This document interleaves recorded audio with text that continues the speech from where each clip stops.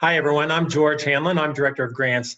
Thank you very much for joining us this morning. We have a lot of people on this call, and I know, and looking at the registration list, I know quite a few of you out there. So while I'm not able to see your faces, it gives me great joy to know that many familiar faces and friends are out there. So we're excited to talk to you about the CARES grants today.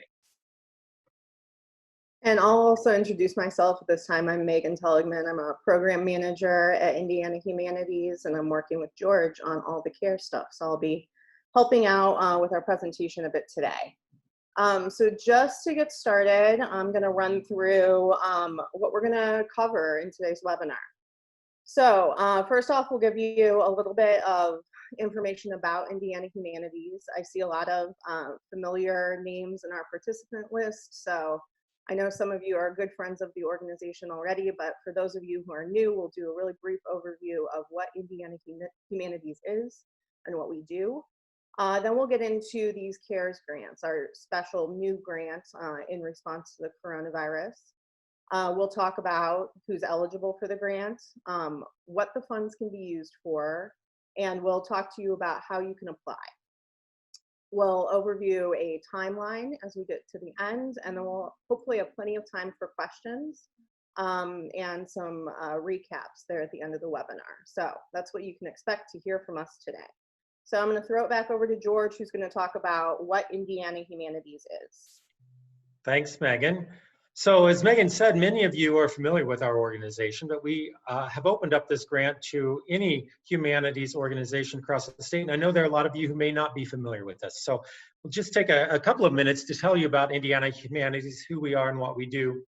We are a statewide nonprofit. We are committed to promoting the public humanities across the state. Our goal is to use the humanities as a tool to connect people, to open minds, to enrich lives by creating and facilitating programs that encourage Hoosiers to think, to read, and to talk. And that is a key part of our mission, is encouraging Hoosiers to think, to read, and talk. And we like to use the humanities as a way to engage Hoosiers in those activities. Very briefly, you're probably thinking, what in the devil are the humanities? And we are going to cover this a little more in depth later on in the webinar, but just so you know, up here, as we're talking about Indiana Humanities, by the humanities, we're talking about topics like history, literature, languages, philosophy, archaeology, those sort of subjects that are cultural, that are somewhat intellectual, that aren't the pure arts. So we are not an arts organization, and we'll dig into that a little bit later. But if you're an organization that's involved in the visual arts, the performing arts, the creation of arts, we don't get into those subject areas. Again, we focus on history, literature, languages, archaeology, and we'll see a complete list later on.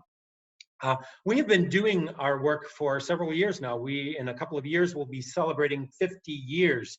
And the way we got started was back in the mid-60s, the federal government created two new federal agencies, the National Endowment for the Arts and the National Endowment for the Humanities.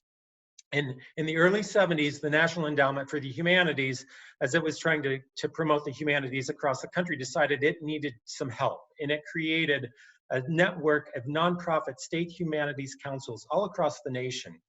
And they came to Indiana in late 71, and they said to about 5 different citizens, will you help us form a council to carry out our work? And so that's how we started. And we do get federal funds each year from the National Endowment for the Humanities to carry out its work across the state. So we are a partner with the NEH. Although we are a nonprofit, we're not a government agency, we do get federal dollars from the NEH to carry out its work. And I think that's important for you to know. These CARES grants did come to us from the NEH, so they are federal dollars. As I mentioned, we are one of 56 councils in each of the 50 states and 6 U.S. territories. Now, how do we get our work out across the state? There are really 2 big buckets. We do a lot of programs ourselves. We develop and implement our own programming.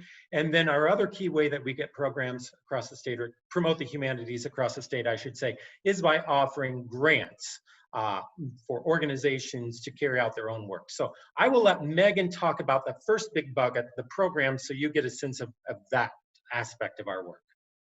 Yeah, so just really briefly, because our focus today is grants, I want to talk a little bit about our other bucket of work, which are our many programs. So we, as an organization, we tend to offer programs in 2-year thematic initiatives. So you'll see right now our current theme is called Inseparable, and we're over halfway through it now. And it is asking Hoosiers to explore the dynamics between urban, rural, and suburban spaces in our state. So our programs take many forms as we think about these questions. We have a statewide reading program called One State, One Story, The Year We Left Home, in which we give micro grants to libraries to hold book discussions and other programs on the book. We have a speakers bureau of inseparable speakers. It's a list of Indiana scholars who give talks about different ways to understand the urban-rural divide. We are currently touring the Smithsonian Institution's Crossroads, Change in Rural America. It's a traveling exhibit. It's going to 6 sites in Indiana. It's in its 5th site right now. That exhibit obviously looks at the many changes that have happened in the history of rural, and asks the people that visit the exhibit to think about what rural is. Finally, we did an Inseparable film tour where we asked filmmakers to tell stories about our urban and rural identities in the state. Next up, we have some other programs that you should just be aware of. We have a statewide lending library for book groups called Novel Conversations. You can request book kits for free. We do a Next Indiana Campfires program where we pair literature and nature. We go on hikes and pause to read and reflect together. We are also the home of the Indiana Authors Awards. So every other year we give an award to the best books written by Hoosier writers, in addition to a lot of other programming about Indiana writers. And then finally, this year, we're helping with the celebration of the Indiana Women's Suffrage Centennial. So there's a speakers bureau and several other resources that are available for Indiana organizations looking to commemorate that important history. So now George is going to take us through some of our normal grants. So George, I'll give it to you. Thanks, Megan. I will say this and just reiterate some of the things that Megan said. We offer a lot of resources through our programming department that are not traditional grants that you should be aware of. And I would encourage you, if you have an interest in following Indiana Humanities and what we do and the programs that we offer, I would encourage you to go to our webpage, indianahumanities.org, scroll to the bottom, and you can sign up for our monthly e-newsletter so you can get regular updates on what we're offering and how you can take part in humanities programming. So Megan covered some of the program team activities. I will just take this quick moment to say that we have a regular grants program throughout the year. We typically offer programming grants. Now these Indiana Humanities CARES grants, as we will discuss, are for operating grants. We don't normally provide those types of grants. Generally speaking, our grants are for programs or projects that are, very specific that you can request funds for. And we have 6 different categories here. I'm not going to, well, it looks like right now we've got 5 different categories with some others, but we offer this year 6 different grants. I would encourage you to go to the website at the bottom of this screen, indianahumanities.org/grants. On that page, you will see our 6 regular programming grants you can apply for. Any tax-exempt organization can apply for grants for programs. And they support a wide range of activities like exhibitions. If you want to bring an author into your library, if you're a school and you want to do some sort of summer read with students while they're on summer vacation and open up the school during the summer, any sort of program that encapsulates the humanities subjects that we've talked about and that we'll dig more deeply into here in a minute, you can apply for programming funds.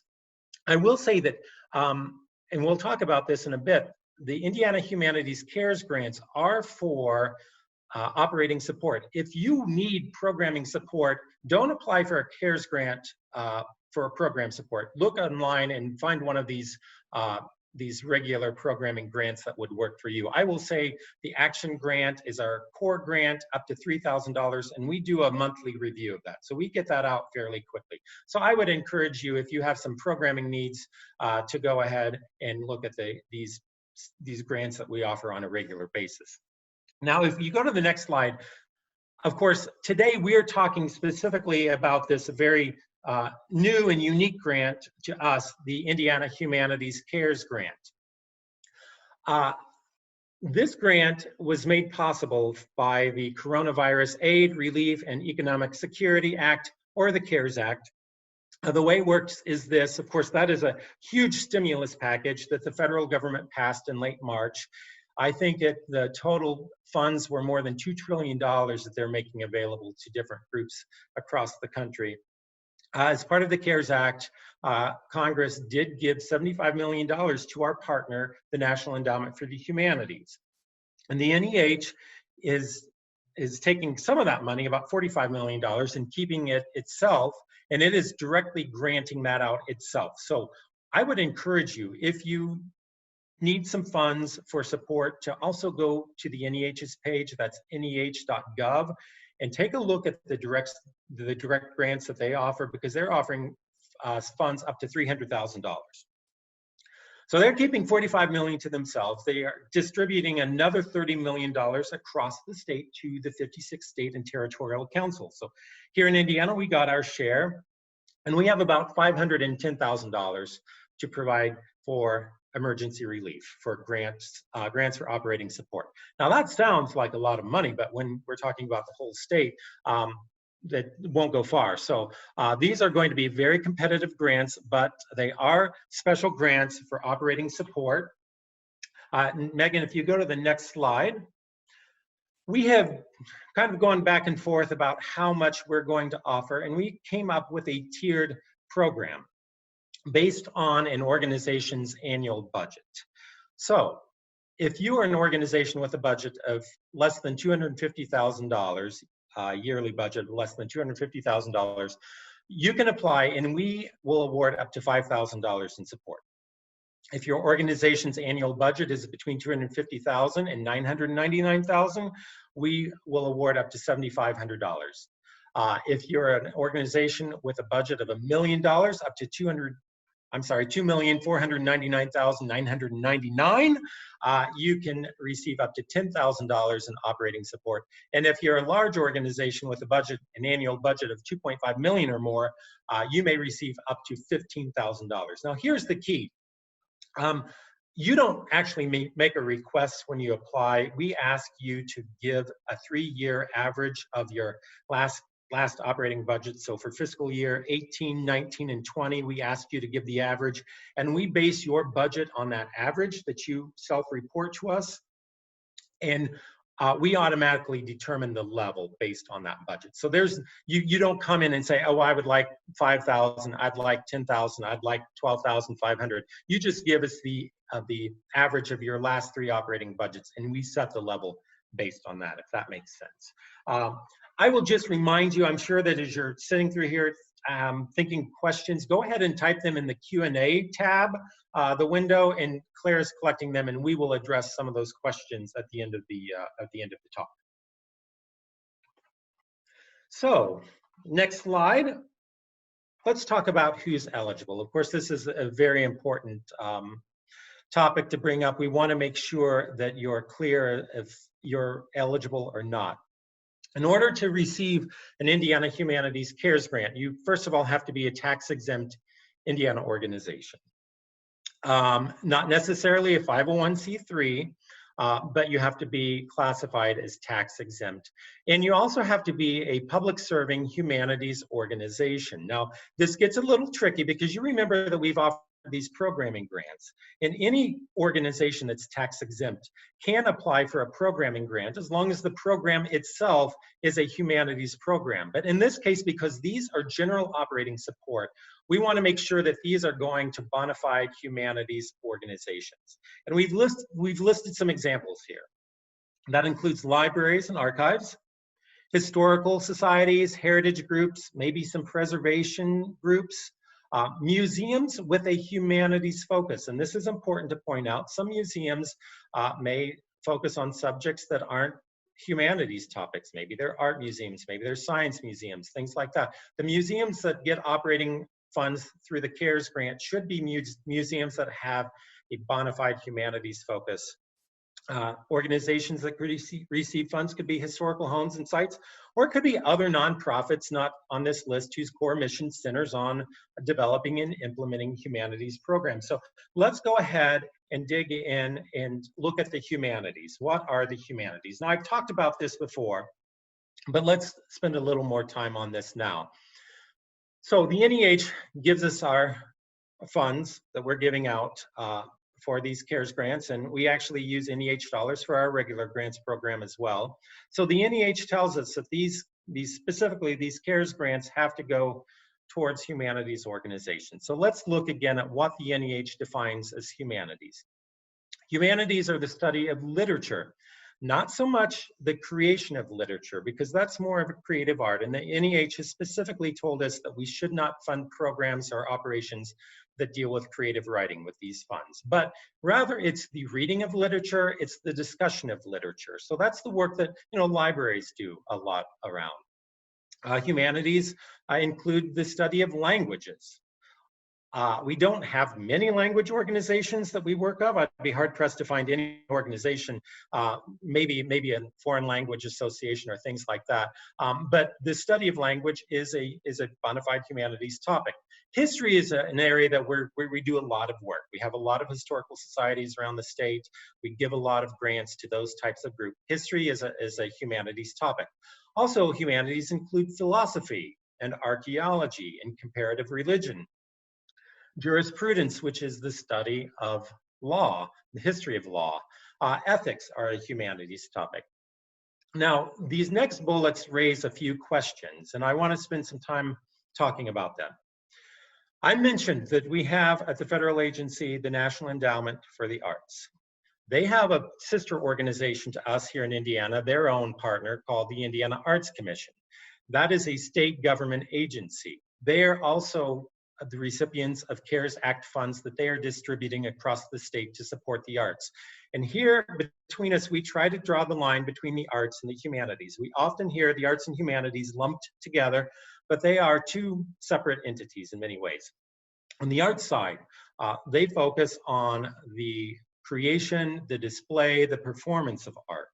And we really leave the arts to them. So if you're a theater, or if you're some sort of choir, or you're an art museum that solely displays art, or you're some sort of art center that focuses on the creation of arts, we do not consider you as falling within the mission of the humanities. You will want to reach out to the Indiana Arts Commission and the National Endowment for the Arts to see what funding they have available. Now, there is a lot of gray area between here, because the NEH does say that the theory, the history, and the criticism of arts does fall into the humanities subject area. So the way I explain it is this. If let's say you're a civic theater, and you want to do a program, you want to put on a Raisin in the Sun, the classic play, we are not going to pay you to put on that performance. If you want to bring in a scholar after one of the performances and talk about the history of the playwright, Lorraine Hansberry, if you want to talk about the play's role in the civil rights movement and put it into context,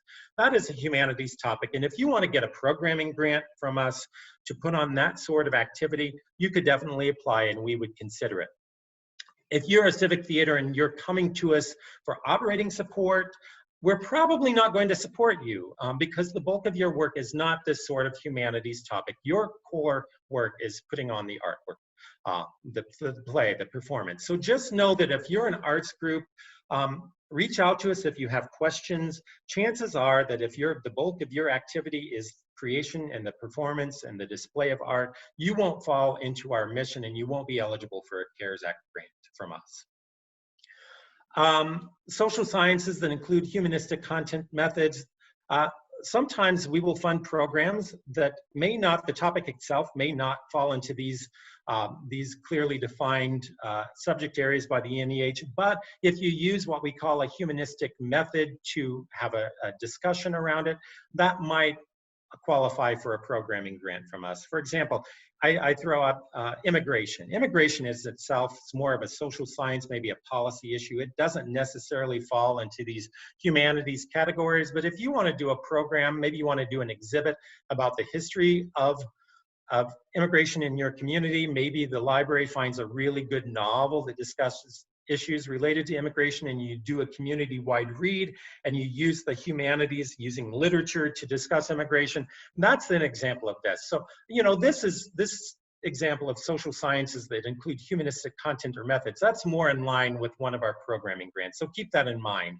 But again, for the CARES grant that is general operating support, we're really looking to send these to organizations that at their very core are committed to promoting the humanities, and that is essentially what they do. With that in mind, there are some organizations that we have deemed ineligible, and I want to spend some time covering those. Bullet number one, I sort of hit on this. If you do not provide humanities programming as the core of your work, then you will not be eligible for a CARES grant from us. And again, that includes art organizations whose primary mission is the creation, performance, or display of art. If you have questions, I encourage you to email either me or Megan. Our contact information is on the grant guidelines. We will be glad to talk with you and help you sort through that. We will not give CARES grants to religious organizations either. Religious organizations can apply for one of our regular programming grants, and we have given programming grants to churches as long as the program does not advocate for religion, a particular viewpoint. If it's a neutral sort of comparative religion type of programming, that's fine. But in this case, because again, these are operating grants, we cannot use federal dollars and send them off to religious organizations. Social service agencies are not eligible. A lot of people get the humanities mixed up with humanitarian efforts. So we're not able to use these funds for food banks, for shelters, for that sort of stuff. So I want to make clear that again, these go to topics like history, literature, languages, archaeology, and not humanitarian support. We have deemed government entities ineligible, except for libraries, and we're making an exception here. A library may receive some sort of government funds, but because libraries are such essential partners to us and are out in communities where we have trouble reaching, we have made an exception for libraries. So if you're a library and you get government dollars, you may apply. Otherwise, we are not providing funds to government entities. K through 12 schools are not eligible. Again, many of them are supported with taxpayer dollars. Even if they're private, the overall mission of a school is not centered solely on the humanities. They also discuss topics like, teach topics like math and science and things like that. So we are not making schools eligible. And now this next one is a little problematic for some of you, and I apologize if you fall into this category, but we have deemed colleges and universities, including their affiliated centers and institutes, to be ineligible for these funds. And this is hard for us because colleges and universities are important partners to us. They get a lot of programming grants from us, but our philosophy is this: the CARES Act is distributing a lot of money to colleges and universities directly. Including to Indiana colleges and universities. IU Bloomington, just the Bloomington campus alone, is getting $24.5 million in CARE Act funding. And we decided that with our relatively small pot of $500,000+, that we would focus our funds on other groups that are in need across the state and make colleges and universities ineligible because they have the ability to tap into so many other funds. And finally, I'll point out, and this is not necessarily an organization, but I will say that individuals are not eligible to apply for these grant dollars through our program. The applicants have to be organizations. So that is a lot of information for you. If you have questions, again, put them in the Q&A, and you can always reach out to Megan and me with some individual questions, whether you're eligible, and we will reply to you specifically. With that, I'm going to turn it over to Megan, and she's going to talk to you a little bit more about what these funds can be used for. All right, so we keep saying operating support. These are only for operating support, but what does that mean? the purpose of these grants is to provide support, given that, you know, some funding streams have dried up in this time of crisis. These funds are intended to pay payroll, to help out with rent or mortgage payments. They could be used for utilities or other bills, supplies, technology, basically any costs associated with the day-to-day operations of your organization. And so I just want to emphasize that we do already offer programming grants. Like if you have a humanities-based program that you want to pull together right now or in the coming months, we really prefer that you apply to our normal grants program. And like George said earlier, you can look at our action grant, which is reviewed every month. You know, if you have a particular program you're trying to fund, we ask that you go through that that line of application to us and instead focus on these grants for any kind of operating support you might need. The NEH provides us with a list of non-allowable uses too. So this is obviously a lot of stuff. The list of what you can use them for seems shorter than what you can't use it for. But it becomes pretty apparent the types of things once you start heading through this list. So obviously these funds can't be used to for any activities that promote a particular political, religious, or ideological point of view, or for any advocacy for social or political action.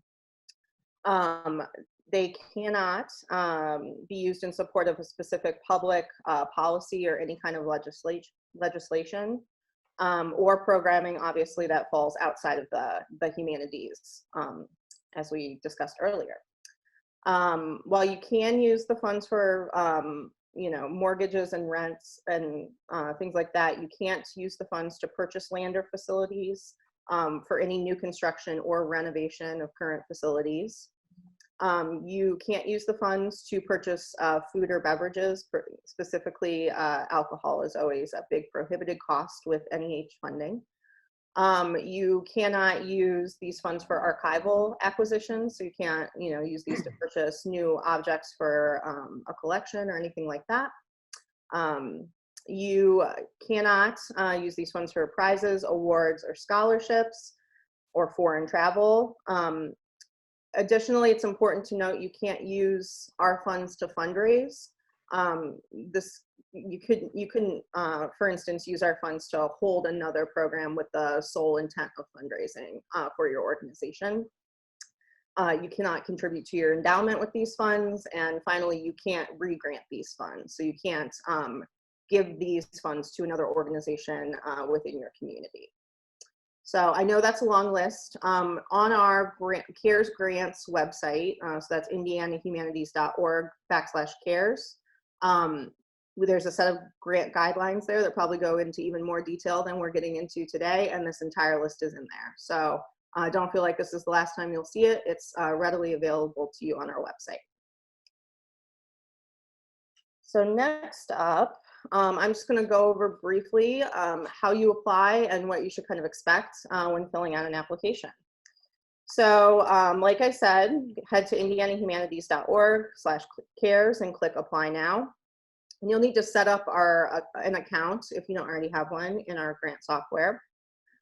When you fill out the application itself, you'll be asked to provide info about your organization, obviously, and an explanation of how you serve the public through the humanities. So, you know, given what you heard today, and George is going to spend a little bit of time in a minute here talking through what our reviewers might be looking for in terms of your kind of discussion of how you serve the public through the humanities. So make sure you're emphasizing those points. You'll also need to upload some financial information, talk about the impact on your organization as a result of everything that has happened with the coronavirus pandemic. We'll ask for you to talk about documented loss. So in terms of, you know, lost income to date, and then also projected loss. What do you project to lose over the next several months as things continue on? And we'll also want you to talk a bit about your organization's needs at this time.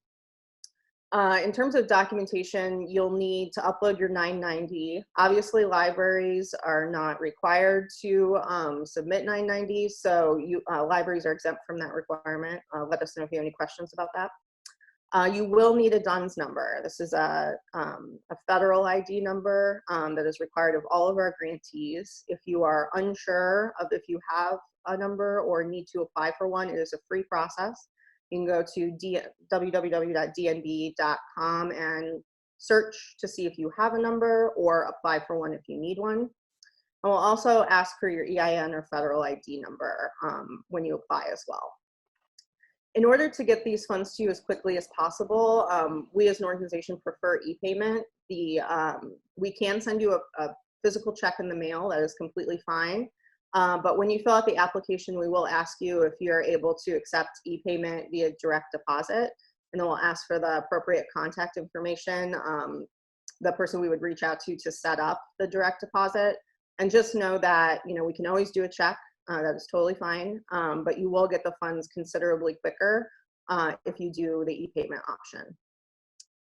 And so I think I'm going to talk a bit about the timeline now. So as you probably noted, applications are due at 11:30 p.m. on Friday, May 8th. Note that it's not midnight. Our system is a little weird on this, so make sure that you submit it by 11:30 p.m. Eastern time on Friday, May 8th. Committees of Indiana Humanities staff and board members will review the grants, and you will hear a decision by May 22nd at the latest. If awarded, you'll receive an email from us with all of the relevant information, including a project director kit, and you'll be required to turn in some paperwork to us by the end of June 26th. And that paperwork will look like a signed grant agreement. You'll need to provide us with your DUNS number. And then we also ask that you notify Congresspeople when you get an award from us to let them know that those CARES Act funds are making it into communities. So we do ask that you provide verification that you sent those notification letters. So I am going to pass it over to George now, who's going to talk a bit about things to consider when filling out your grant application. Thank you, Megan. So we know we are going to get a lot of applications for this grant. There is a lot of need out there. And it's going to be difficult. We have review committees that are going to look at all the information that you provide, but we're going to have to make some tough choices. And to assist with that, we have created a scoring rubric, and we have posted it on our website on indianahumanities.org/CARES. If you look in the right-hand column that has the tabs for the guidelines and the frequently asked questions, there's also a tab for the scoring rubric, and you can open that up and you can see this. And I would encourage you, as you fill out your application, to take a look at that. And this kind of helps you get a sense for what we're looking at and how we're going to make our decisions. And we have sort of 5 key categories that we're looking at. First of all, are you truly a humanities organization? And how much is humanities involved in your mission? And that's where we will decide, you know, if you're some other type of organization that just on the surface provides a few humanities programs a year, or are you deeply engaged in humanities programming, and is that a key part of your activity? So that's important for you to share on the application. We ask a question around that. We'll also look at how much you engage with the public. There may be some bona fide humanities organizations that are perhaps more research oriented. Maybe they don't have as much public programming. So we have a question on the application. How do you engage with the public? And who are your audiences? And how do you serve people? And that is going to influence our decision when it comes to funding. We also will look at how well we're getting funds out across the state, how well we are reaching underserved audiences. So you can see on the scoring rubric, we have some points that we assign based on that. These are federal dollars. We want to make sure that we get them in every congressional district. There are some parts of the state that we have trouble reaching. and they may score a little higher if they're, if they're applying for funds. We'll look at that. If you're an Indianapolis organization, you will come in, I will be honest, at a disadvantage unless you do some more outreach to serve underserved audiences, more diverse audiences. So that's one aspect that we're going to look at. And then we're also going to look at need. How important are these funds? How meaningful are they to you? And we realize that $5,000 to $15,000 is not going to save an organization. I understand that. For many of you, this may be a drop in the bucket, but we do want to know how meaningful is this for you and what are you going to use it for and how significant of an impact is it going to have on you? For organizations that rely on admissions for a core part of their funding and they've had to close down for 2 or 3 months, that's probably going to have a huge impact. If you're an all-volunteer organization, say you're a local historical society and you're open only on Saturdays and you maybe get 10 people on a lucky Saturday and you charge $2 to get in, that is your needs are going to be less. So we will consider that as well. So it's important when you fill out your application that you help us truly understand, who you are as an organization, what audiences you serve, how you provide the humanities to the public, and give us a good sense of what your needs are. And that's how we're going to assess the applications and try to make some very tough decisions. With that, we are done with the core part of our webinar, and I think we are going to go now to ask some questions. So again, Claire can clarify, but if you have questions, we ask you to put them in the Q&A tab. There's a little bar down at the bottom of your screen with Q&A that will open up a window where you can type your question. We'll have Claire moderate them, and she will ask the questions, and Megan and I will answer. Yeah, great, thanks. So we've gotten quite a few questions about the NEH CARES grant and our CARES grant. 1, can people apply for both or not? And then 2, do we know if libraries will be eligible for the NEH's grants? The answer is yes. At least from our standpoint, you can apply and get a grant from us, and you can go ahead and apply directly to the NEH as well.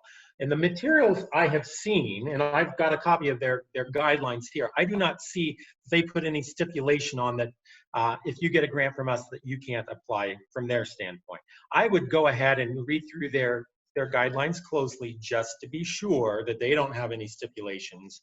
But from our perspective, you can get a grant from us and you can go ahead and apply for it directly to the NEH. And from looking what I see in their guidelines, any eligible 501c3 tax exempt organization or 501c3 accredited institutions of higher education or state and local government agencies can apply. So if you're a library, I'm fairly confident that you would be eligible for NEH funding.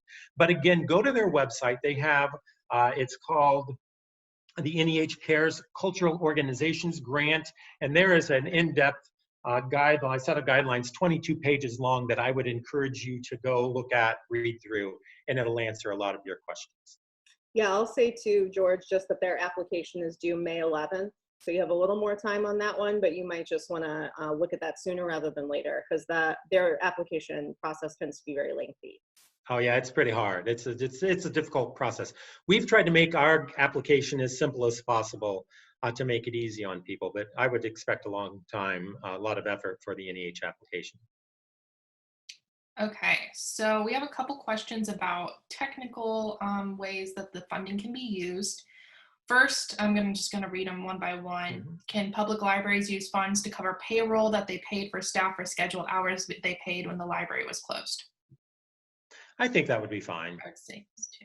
Okay, great. Can they use to cover the cost of adding protective devices to the library, i.e. sneeze guards, etc.? Could you say that again? I.e. what? Can they be used to add like protective devices to the library?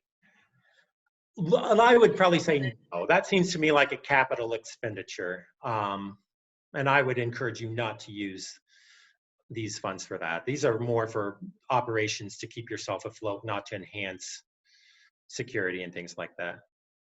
Great. And then someone asked, like, if on the application, there's a question that says, if approved for a grant, briefly describe how you use the funds. Mm-hmm. how specific do you want them to be about what the funds will be used for? Or they have asked, can they just simply say that they will keep their operations going? Well, I would say a little more specific than we'll keep our operations going. And what do you have in mind? Are you going to use it for payroll? Do you have a mortgage that this is going to go to? Give us a sort of an area where you think that you will apply the funds, but you don't need to get much more specific than that. Megan, any thoughts that you have about that? I'll just say too, you know, I'll hit home what you said, George. This is going to be a competitive process. So, you know, there's going to be a lot of need demonstrated out there. So any type of information you can give the reviewers will only help. Even if that's a breakdown of your monthly expenses, so that we know what we're funding with the operating funds. I think it can only help to provide more detail. That's very good guidance. I would reiterate that. The more specific you can be about things, it's better. We do have a section where you can upload documentation to help show your losses, to document your losses. So if you want to create some sort of spreadsheet, or if you have some supplemental materials that would demonstrate that you've taken a significant impact as a result of the pandemic, go ahead and load that up. Okay, and then one more on that line. Do people need to set up a separate bank account to run the monies through? I would say probably not, right? No. Whatever your normal. It can go into your regular banking account. Okay. Oh, and then we got one more. People cannot use it to buy laptops, right? No. No equipment purchases. Thank you. All right. So we have a couple questions about people that have maybe organizations that have multiple focuses. One, for example, history museum that has focus area of art, history, genealogy, not geology. A history museum and art gallery. That's a very good question. I think I get the gist of it, and I meant to bring this up, so thank you for asking that. There are some organizations that have a lot of crossover. And a good example here in Indianapolis is the Untitled Museum. It is an art museum. It's first wonderful Western art and Native American art in its first floor galleries. I encourage you to see it. But up on the second floor, they dedicate a lot of exhibit to Native American history and culture. And that is an organization that I could see, you know, falling both into the arts and the humanities, something like that. So if you're an organization that, yeah, you may have an art collection and you may promote the arts, but if you have significant humanities, history programming, that's fine. I would say, when in doubt, apply for us if you've got a significant amount of humanities programming. Megan, thoughts? Yep, I agree. And then they asked, on the application, do you want them just to focus on the humanities part of their work, or should they mention the other parts of their work at all? Well, you might mention that you also, while you promote the arts and you have components that relate more to the arts, really use that time to make our review committee understand that, yes, you also devote a significant amount of your work and your activities to the humanities. So it's fine to acknowledge the arts, but I do think that you'll want to emphasize in that question how much humanities programming you provide and make that the focus of your discussion. Okay, another question about eligibility. A writers' conference that had to cancel a conference, would that qualify? Megan, I'll let you talk about that. That one is so tricky because we've specifically been told with the CARES Acts not to put these funds toward creative writing or the production of creative writing. If there is other programming that your organization does that is humanities-based, be that, you know, author talks, reading and discussion programs, anything like that, I would say, you know, emphasize the other humanities things that your organization provides.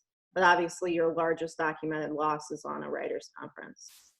George, this is a hard one for me because, you know, me, but do you want to weigh in there? Yeah, I mean, I think if your organization, so if you're a writer center and the core of your work, the fundamental work that you do is focused on the creative writing aspects, and you have writing workshops and things like that, we have been told specifically from the NEH that these funds cannot go toward that sort of programming, towards that sort of organization. Now, if you also have, as part of your work, a lot of reading and a lot of discussion programs and things like that, you might be eligible. You would have to make the case in your application. I do think that you could say that as the result of canceling a conference, we have taken a significant hit, and that's affected our bottom line, and you may be able to sort of get around that. So it's iffy, but you can always try. Great. What about a 501c6, the CVB? Well, I would say this, a CVB, Convention and Visitors Bureau, if I understand what that acronym stands for. Theoretically, any tax-exempt organization could apply. I would question, what is the purpose of the CVB? Is it actually itself providing humanities programming? Probably not. My sense is the CVB rather, is promoting other arts and cultural humanities organizations in the community and serving more of a marketing function. So I would question whether a CVB, really the core of its work, aligns with what we're trying to fund with these grants. If I'm mistaken about that, and you want to make the case, then certainly I think your classification as an organization would be fine. Okay. A question about how much level of demographic information they need to share on the application. Do they need to share for every program or just more in general? Megan, I'll let you take that. I would say I don't think we need a breakdown for every program. Like there's a limit to probably the level of specificity that we need. I think it's, it's helpful to give a good sense of what your audience looks like. As an organization, we have a commitment to supporting the humanities as broadly as possible to as many organizations and individuals as possible. So giving us a sense of what your general demographics are would be really helpful to know, because, if you look back to that rubric, you can kind of see that we do consider, whether the programming serves underrepresented groups pretty significantly in that rubric. So I would take a look at the rubric and then kind of frame your response in that way. Okay, so there's another question about what you can use the funds for. So someone said, so you can't use it for equipment or protective devices or hand sanitizer, of those kind of things. So what should they use it towards? Well, so you can use it for general operating support. What we don't want you to do is turn around and use these funds to buy a whole bunch of capital expenditures, like computers and security for your library and things like that. Now, hand sanitizer, to me, that falls into office supplies. You could use these funds to probably provide office supplies. You could use it for payroll. You can use it to pay mortgages. Any sort of across the board general operating support, you may be able to use it if you've got insurance expenses, things like that. Basic expenses to run your organization. What, again, we don't want, and what the NEH prohibits us from giving these funds for, is like capital projects, equipment purchases, a bricks and mortar repair to your facility, that sort of stuff. It's got to go towards money for your general operating expenses. So if you need it to run your organization, you can probably use the money for it. Do you have things to add on that, Megan? I almost hate to ask, I feel like I'm quizzing you, George, by asking this question, but say you were transitioning to work from home and you needed that type of purchase. Do you think that would be allowable? Probably so. If it is, and then we get into this question with our programming grants, because we say you cannot use funds for equipment purchases. But I tell people, like, if you're putting on a humanities program, like an oral history project, and you need to buy a piece of recording equipment to actually carry out the program, okay, that's fine. So in this case, if you would need to pay for like Zoom or technology to work remotely and ensure that your people are able to do their jobs, I would say that would probably be fine. These are sometimes judgment calls, but I would say in a case like that, as long as it is going to make sure that you are serving the public and it's vital for carrying out your operations, that would probably be okay. But if it's a computer, because, oh my gosh, we've been wanting a new Mac, and so patrons can come in and do design work and 3D printing and stuff like that, no, don't spend this money. This is for vital relief to make sure that you keep your doors open. Great. Someone was in the process of hiring someone new, but now they might not have the funds to hire that person. Could it be used towards that? I would say so. I would Megan? I would say that falls under a payroll expense. Yeah. Now, I don't sure how long you're going to keep that person if you get $5,000, but it might help you keep that person on for a few months. But yeah, I think that would be fine. Can the And funds? I think you would say on your application, like, we were planning to do this, and this is why this role is important. And because of the pandemic, we have had to hold off on hiring that person, and the funds will allow us to at least hire this person for 2 or 3 months. I think you would want to explain that and make the case as why this role is important for serving the public. That's a sort of level of detail that we would that would be helpful for us to know. Can they be used on outstanding bills? Now, I suppose it depends on what the bills are. Is it, if it's a bill that it's for operating support, like, you've got, rent to pay or some other sort of stuff. Again, if it's a bill because you've spent a bunch of money on capital expenditures, I would say no. Okay. Or you repaired your roof of the library this summer and you want these dollars to go towards, paying off that roof, no. Great. Someone is from a library foundation. That should they apply or should the library apply itself? I think we would, and George, you speak to this too, sometimes it's better for the foundation to apply because of the DUNS number and such, right? Yeah. I would look to see, is your foundation registered? Is it an official tax exempt organization? Does it already have a DUNS number? And if it does, it may be just as easy to apply through the foundation. And the funds could not go to the operations of the foundation, correct? So you should make clear that it's not to pay for the staff of the foundation, but rather you're turning that over to the library operations. That's a very good question, because I know some library foundations, their job is to raise funds and things like that. And as Megan said, these funds cannot be used for raising more dollars. Great. If an institution is fiscally healthy, but can demonstrate clear financial losses, will they be at a disadvantage? I don't know that I would say a disadvantage. I will say that we'll look at the big picture of things. And again, we're going to have to make some really tough some decisions. So I wouldn't say necessarily. I would say that if you have suffered as a result of this pandemic, even if you're financially secure, go ahead and send in an application, make your case, and let the review committee weigh the evidence, and we'll kind of decide on that. Do you have thoughts about that, Megan? Yeah, I completely agree. There's definitely no harm in applying, even if you're kind of set for the future.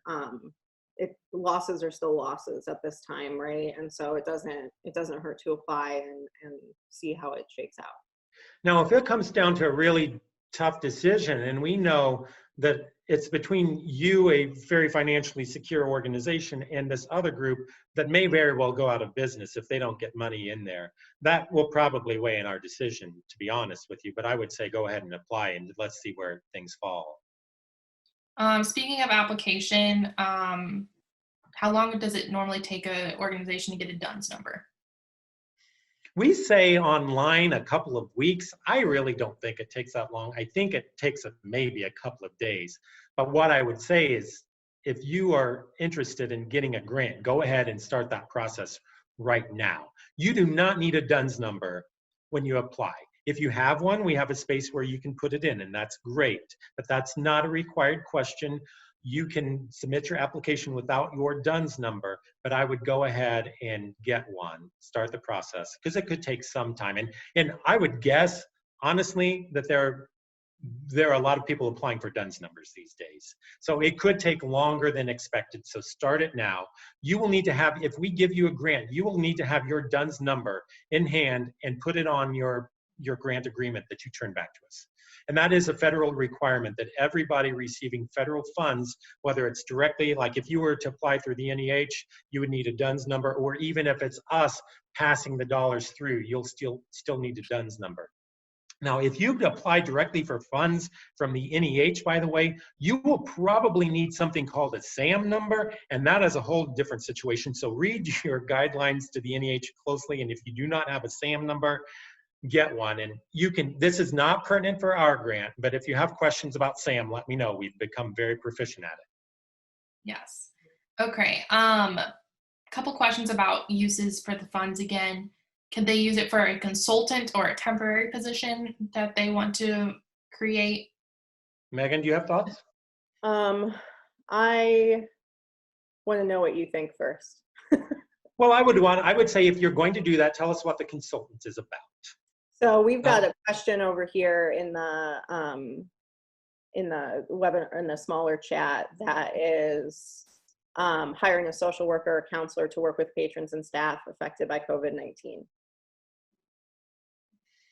I guess what I would do is perhaps email us individually about that. I would want to know more details about what your organization is doing, what this program is, what the purpose of the role is.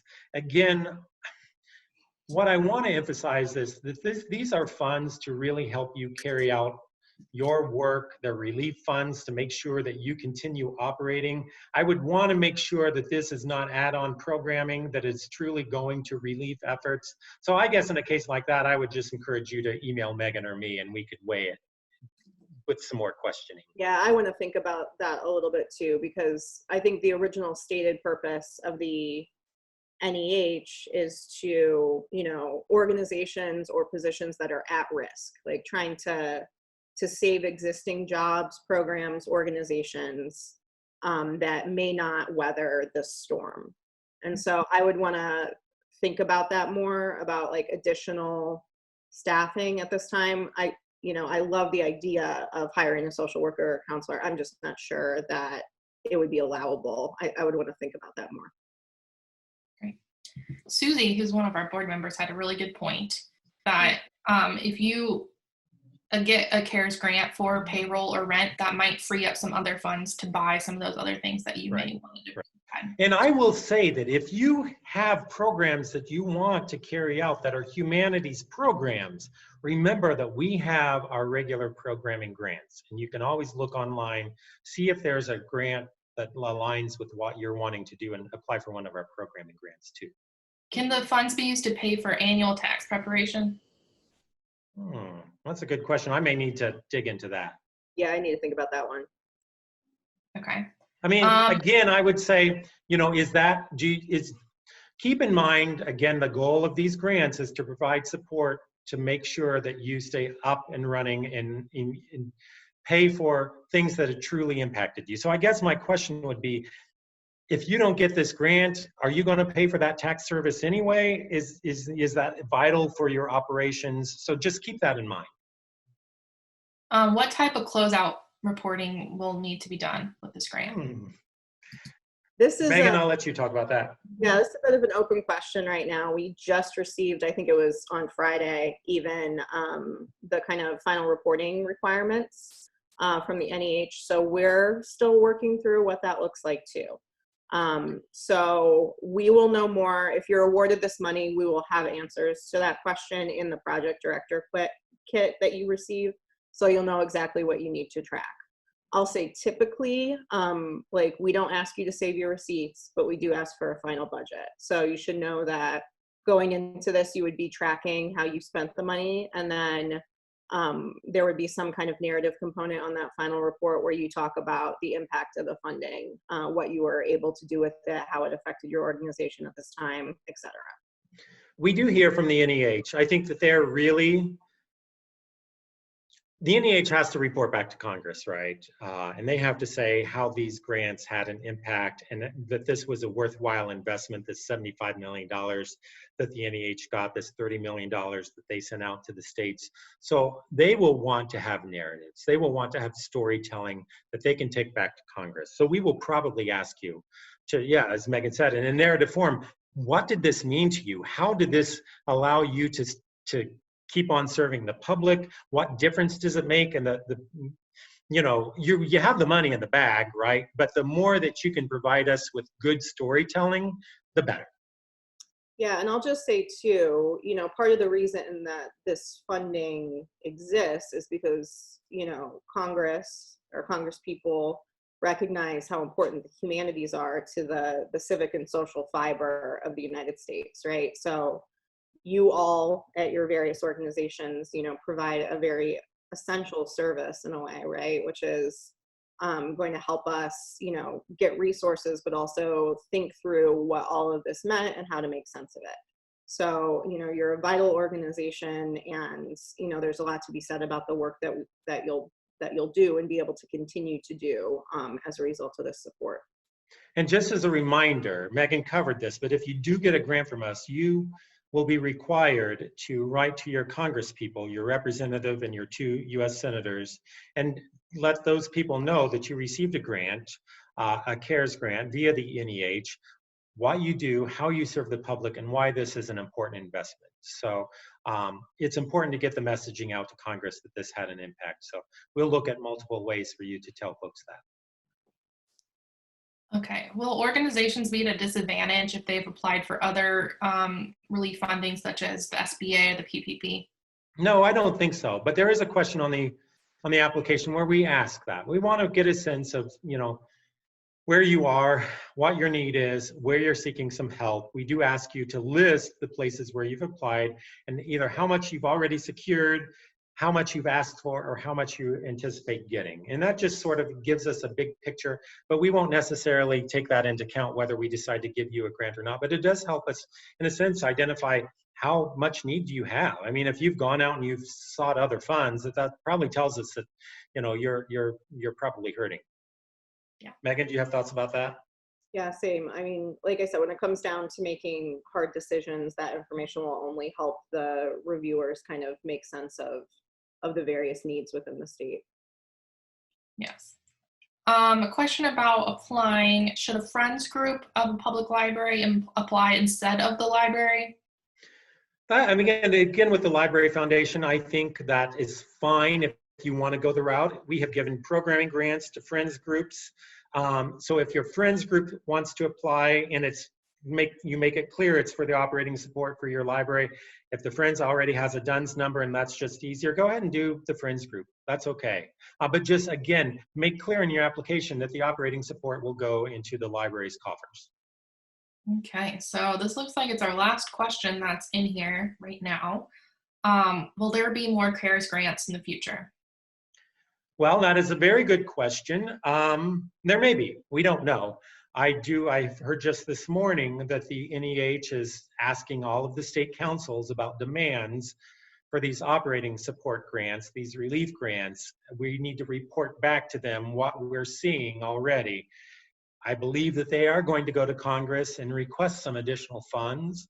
I don't know if they will get them. I don't know if the NEH gets funds, if any of that will get down to the state level again. So the big question is, I don't know, but it's possible. So stay tuned. And then if we get those, we'll have to figure out what that looks like. So all I would say is, you know, you've obviously heard about these. I think you must be in some sort of system where you're getting communications from us. But again, if you're not signed up for our e-newsletter, go to indianahumanities.org, our main page, scroll to the bottom, and you'll see a box where you can sign up for our monthly e-newsletter, and you can start getting notifications from us. And any additional grants that we get, we will certainly send out via our email communications. All right, well, that's the last one I have in the Q&A. Maybe we'll wait one more minute to see if anyone else pops a question in there.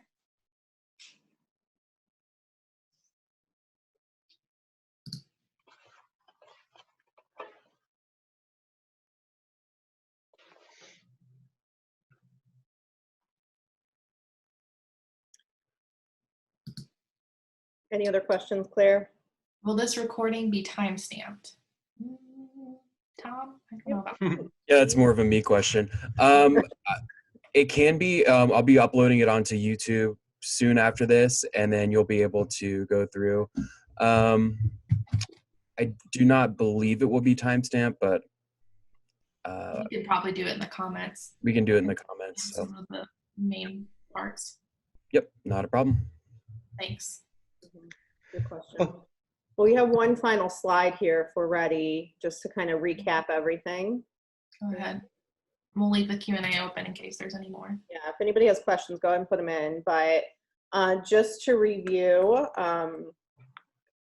obviously the CARES grants are available to provide operating support, open to public humanities organizations only. But if you have any questions about eligibility, you can reach out to us. Your application is due May 8th by 11:30 p.m. Eastern Time. You can apply, read FAQs and grant guidelines at indianahumanities.org/CARES. And then if you have questions, George and I are kind of divide and conquering on inquiries. So if you have a annual budget of less than $1 million, you can reach out to George at the email address listed there. If you have an annual budget of over $1 million, you can reach out to me, and my email address is there as well. George, final thoughts. I am just grateful to have this opportunity. Again, this is going to be a very competitive process. I wish we had more money to give out, but I know the funds that we give out will do meaningful work. So we are just grateful that we have it, and I hope that we are able to provide you with some much needed support. And thank you all for joining. Yeah, Emily asked the question about the social worker and counselor again. Can you answer that real quickly? Oh, what I would say is reach out for something like that. It's probably best to email us and give us some more details. I would want to find out more information about what exactly the social worker is doing, who it's serving, that sort of stuff. So I would say to Emily, email, depending on the size of your organization, email either Megan or me, and we can get some more information and better answer that question. Great. Okay, well, I think that is it. We will stay on for a couple extra minutes in case anyone has any more questions, but thank you for joining us. Again, this will be emailed to you. This recording will be emailed to you later today. So thank you all. Thank you.